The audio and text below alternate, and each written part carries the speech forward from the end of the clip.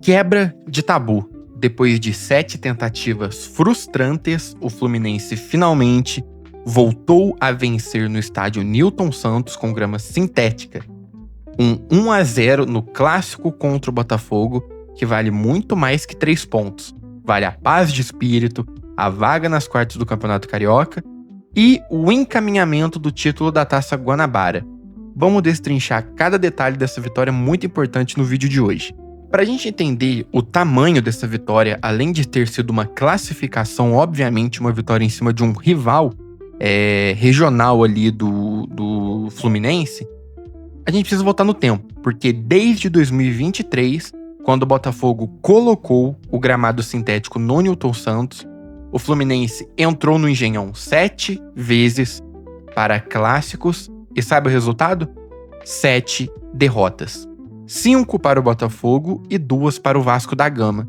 Virou uma barreira psicológica, um fantasma que assombrava a gente sempre que tinha jogo lá.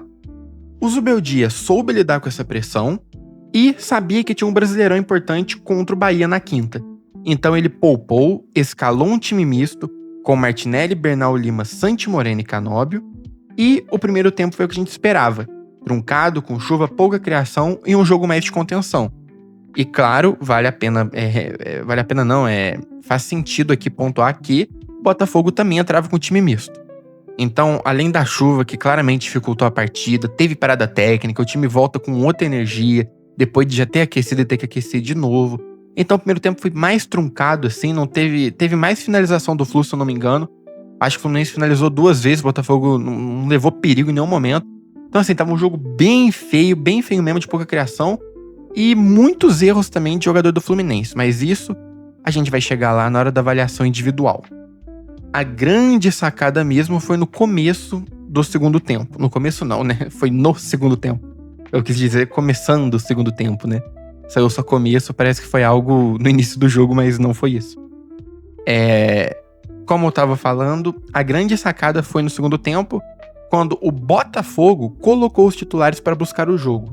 Zubeldia atentamente percebeu que estava saindo reservas do Botafogo e entrando, né, a cavalaria, vamos dizer assim, e logo mexeu também. O Zubeldia não perdeu tempo e também colocou os nossos titulares.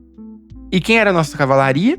Savarino, Serna e principalmente, guardem esse nome, guardem esse jogador que entrou, que ele simplesmente, em pouco tempo de jogo, em pouco tempo na partida, mudou o ritmo do jogo.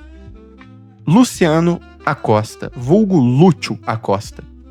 Ao entrar na partida, ele deu um primeiro passe, onde ele deixou o Savarino na cara do gol, que acabou perdendo e chutando em cima do goleiro. Pouco tempo depois, cara, passou o replay do lance do Savarino, foi outro lance, mais uma vez, com a bola passando pelo pé dele. Cara, foi bizarro, que foi exatamente a mesma cena. Bola com ele, segurou ali um pouco antes da pequena área do Botafogo, infiltrou a bola entre os dois marcadores do Botafogo e achou o John Kennedy de cara pro gol. E bom, o John Kennedy, com a frieza, tocou o cruzado e mandou a bola no fundo do gol. Depois disso ficou aquele 1-0 ruim, né? Porque esse jogo já tava ruim. Só que, jogo ruim com o Fluminense ganhando, a gente até aceita. Então ficou aquele 1-0 onde o John Kennedy fez o gol e a gente segurou até o final da partida. Teve outras chances sim, inclusive teve um lance em que o Lúcio Acosta perdeu o gol cara a cara, que gerou um contra-ataque, depois aconteceu uma falta que poderia ter mudado o ritmo do jogo. Então, Fluminense deu mole, como sempre, galera. Foi aquilo que eu falei no último vídeo pós-jogo que teve, que eu falei de que, mano, o Fluminense tá sendo bem treinado, tem bons números, um bom histórico no Maracanã, mas tem que melhorar isso de perder a bola. Perder a bola não, de perder o ritmo, né? Do nada, assim, baixar a guarda no final do jogo, como se o time já estivesse ganhando e ponto final. Não. Aconteceu de novo, desatentação, perder gol cara a cara, mas tudo bem. Ganhou, então não vale a pena ficar aqui criticando, sendo que ganhou.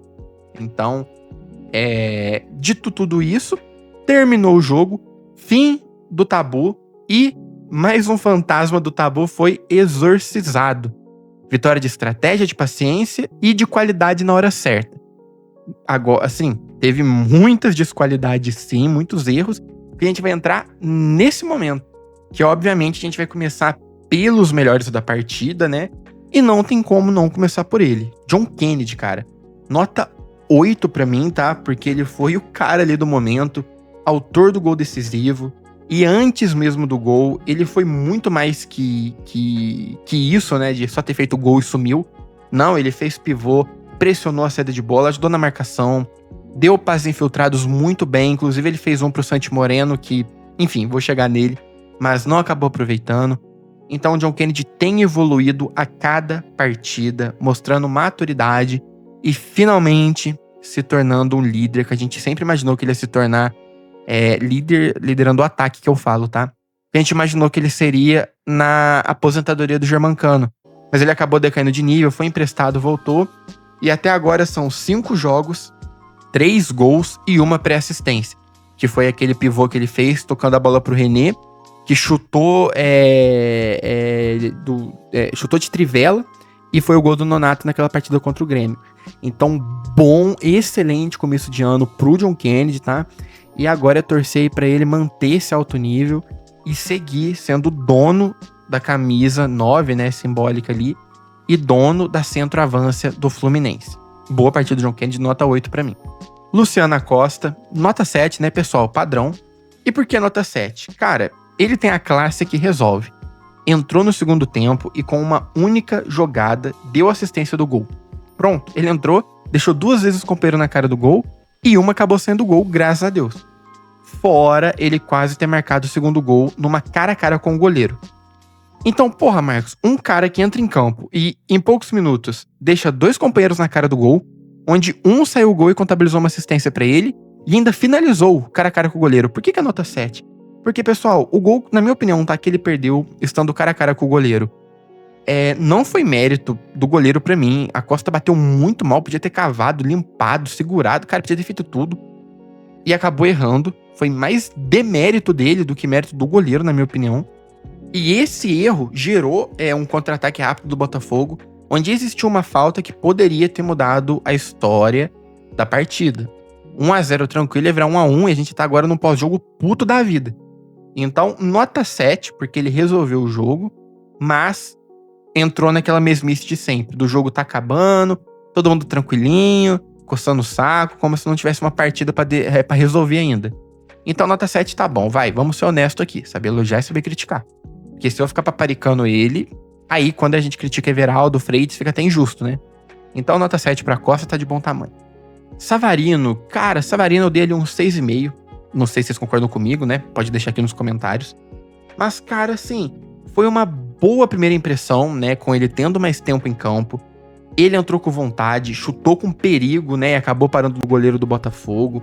Deu um passe espetacular para Everaldo no final da partida, que poderia ter sido o segundo gol, né, que ele tocou para o Everaldo segurou a bola. Como sempre, né, o Everaldo não chuta, não faz porra nenhuma, mas segurou a bola e pelo menos acertou um passe pro Acosta, que foi aquele passe que deixou a Acosta na cara do gol e ele acabou perdendo. Então, pô, o Savarino entrou bem, teve 2 finalizações, uma foi no gol, tudo bem que a outra ele isolou pra caralho, né? Mas entrou bem ali por ter ficado pouco tempo, não ter feito gol e não ter contribuído de forma clara. Talvez se sair o gol da Costa, a nota dele até subiria pra mim. Mas um 6,5 tá ali de bom tamanho. Bernal. Cara, o Bernal também foi um dos que eu escolhi aqui pra gente dar nota, né? Porque igual eu falei, eu não dou nota pra todos os jogadores, senão o vídeo acaba ficando mais longo do que eu planejo, né? Que é chorando 15 minutos. Mas minha média ali é mantendo uns 10 e tal.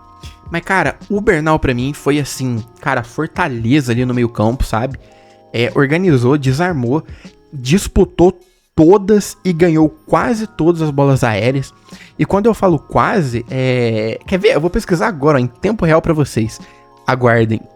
Aqui, pessoal, ó, ele teve 5 duelos ganhos pelo chão, 2 duelos aéreos ganhos, 2 interceptações, 2 desarmes e nenhum drible sofrido. Então, assim, o dele eu trouxe a estatística mesmo, tá? Eu sei que eu não costumo fazer isso, mas porque eu realmente não lembrava. Mas, cara, pra mim, assim, grande partida do Bernal, tá? A nota 7 ali tá de bom tamanho.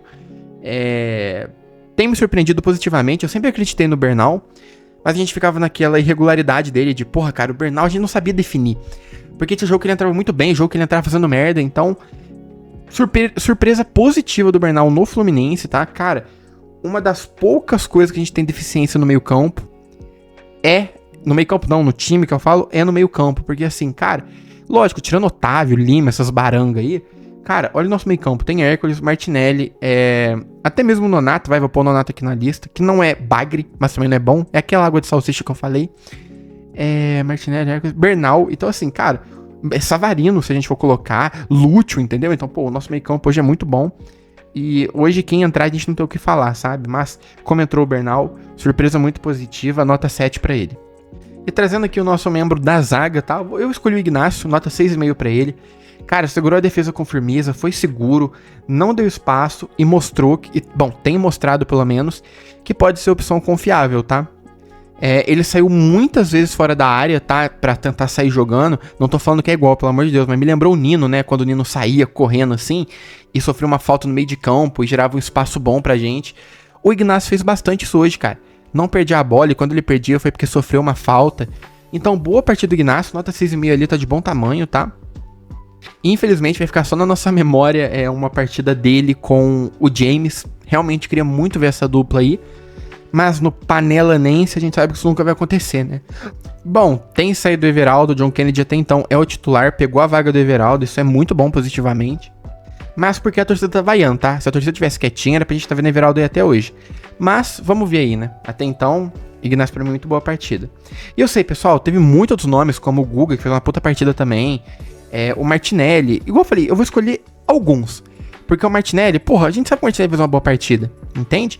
Então é sempre uns destaques assim, um ou outro que eu pego, só apontando aqui pra vocês. E bom, pessoal, trazendo os lados negativos aqui, né? Bom, a gente tem que ser sincero, alguns jogadores passaram em branco, em um caso em especial, já virou um problema crônico, né? Primeiro aqui eu vou começar pelo Santi Moreno, nota 4 pra mim, tá? Pra mim, dos piores da partida. Ele fez um bom Fla-Flu, fez um bom início de temporada, isso aqui não tô crucificando ele, tá? É uma análise do jogo. Quando ele estreou lá foi contra quem mesmo, galera? Nossa, fugiu o nome. Mas enfim, acho que foi o Nova Iguaçu, né? Não, enfim, não lembro, mas a estreia dele. Ele jogou bem aquele jogo. Depois foi poupado, tranquilo. Voltou no Fla-Flu, dando uma assistência pro John Kennedy não, pro Serna. E agora, teve a segunda chance começando o jogo inteiro de titular. Só que infelizmente, cara, perdeu bola, não conseguiu criar. Parecia que ele tava meio nervoso, meio largado com a partida, não sei dizer. Mas ele teve uma chance clara dentro da área também, desperdiçou, então precisamos muito mais dele.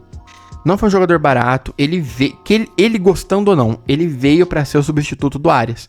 Não queremos que ele jogue igual o Arias, mas que ele pelo menos honre a cueca. Então não foi uma partida boa do Santi Moreno, tá? Tava irreconhecível hoje, noite de bagre pra ele, então uma nota 4 ali tá de bom tamanho, pra mim não vou acabar pegando mais pesado com ele.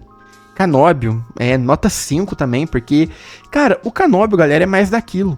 Defendendo, é um touro, velho. Pô, se fosse um volante, um lateral, tava de bom tamanho.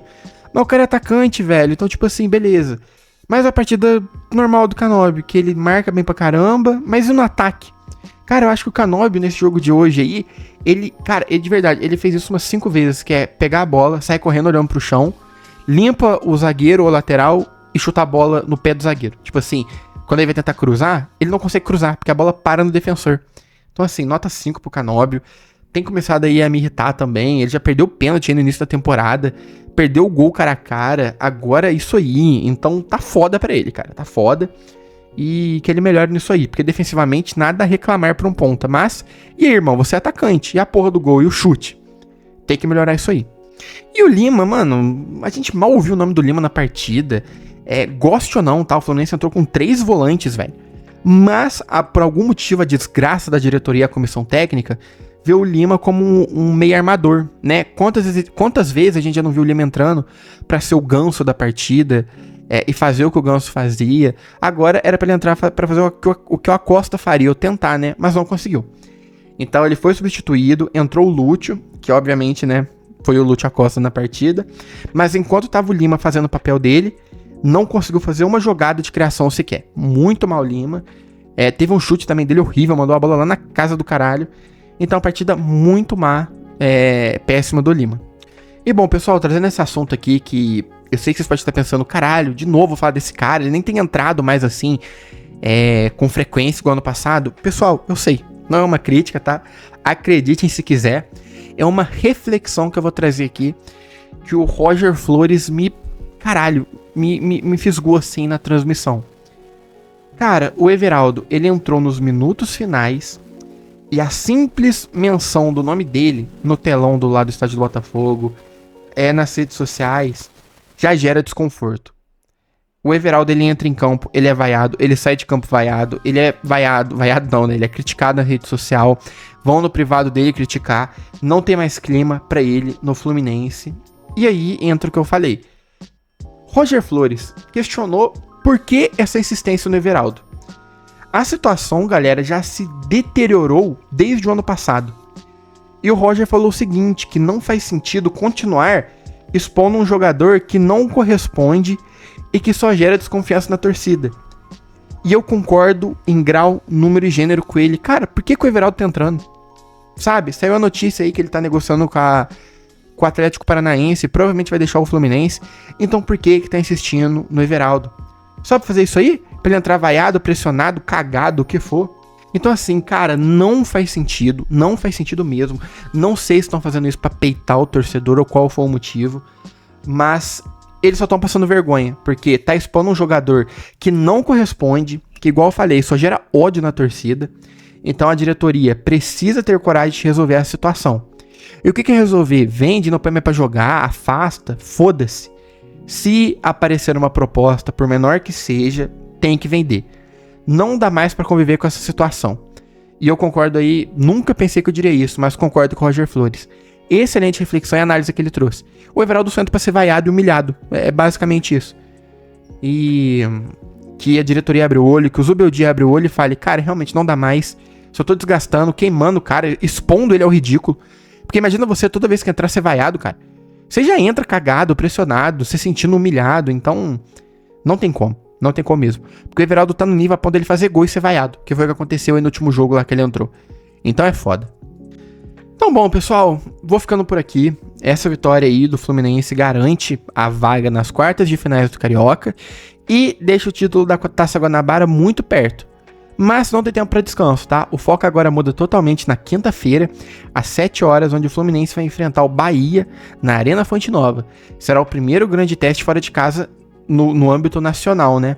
E o time precisa mostrar que a solidez vista hoje não foi apenas um evento isolado, porque o Fluminense tem um dado muito ruim jogando fora de casa, mas isso é um assunto pro vídeo pré-jogo, tá bom? Então, pessoal, eu vou ficando por aqui. Valeu você que assistiu o vídeo até o final. Vocês viram, né? Não teve pré-jogo, porque essa semana aí eu trabalhei igual um camelo, não tive tempo. Mas o pós-jogo eu tô aqui, cumprindo meu papel.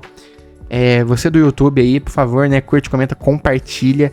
E envie esse vídeo para mais amigos tricolores que gostariam de ver minha opinião, que querem estar naquele momento resenha, né? Pós-jogo, ou naquele momento de terapia, quando o Flu perde.